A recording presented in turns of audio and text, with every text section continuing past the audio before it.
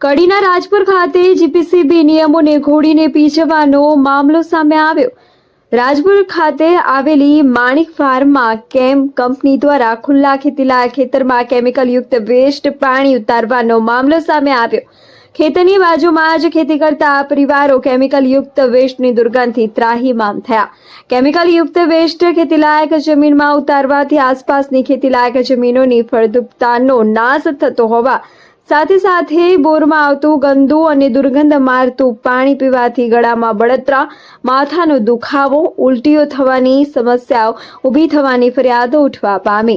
કથિત જમીનની આસપાસ રહેતા 4 થી 5 પરિવારોએ બહારથી પીવાનું પાણી લાવવું પડે એવી સ્થિતિ ઊભી થવા પામી। પીડિત પરિવારોએ પ્રશાસન સામે 2 વખત રજૂઆતો કરવા છતાં પણ કંપની સામે કોઈ તપાસ કે કાર્યવાહી નહીં થઈ હોવાના આક્ષેપો કરવામાં આવ્યા। આ બાબતે કંપનીના સંચાલકો પાસે ખુલાસા માંગતા કોઈ ખુલાસા આપવાનો ઇનકાર કરવામાં આવ્યો હતો।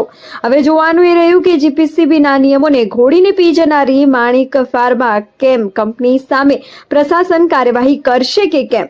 આશિષ પટેલ, મહેસાણા। ચિંદંતાણી મુકુંદભાઈ, શું તકલીફ થાય છે સાહેબ? અમારા બોરમાં કેમિકલ આવે છે, પીવા લાયક કોઈ પાણી નથી। ક્યાંથી આવે છે પાણી એક કંપની છે માણિક ફાર્મા, એમના ઉપર જ શક પડે છે। અમારે તો અહીંયાથી જ આવતું હોય છે, બાજુના ખેતરમાં એ પાણી કેમિકલ છોડે છે। શું તકલીફો થાય છે?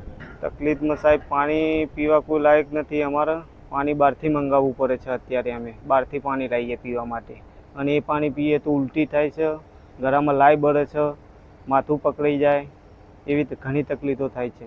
ખેતીમાં કોઈ નુકસાન થાય? ખેતીમાં બી નુકસાન થાય છે। આજુબાજુના વૃક્ષ સુકાઈ ગયેલા છે। કેટલા પરિવારોને અસર થાય છે? લગભગ 4 થી 5 પરિવાર અમે અહીંયા રહીએ છીએ।